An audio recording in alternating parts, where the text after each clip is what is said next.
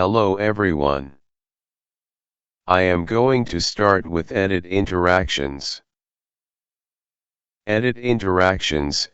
This feature allows you to control how visuals interact with each other within a report page.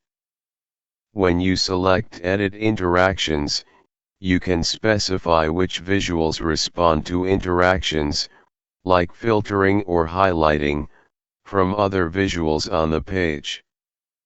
You can enable, disable, or customize these interactions to tailor how your visuals interact with each other based on user interactions.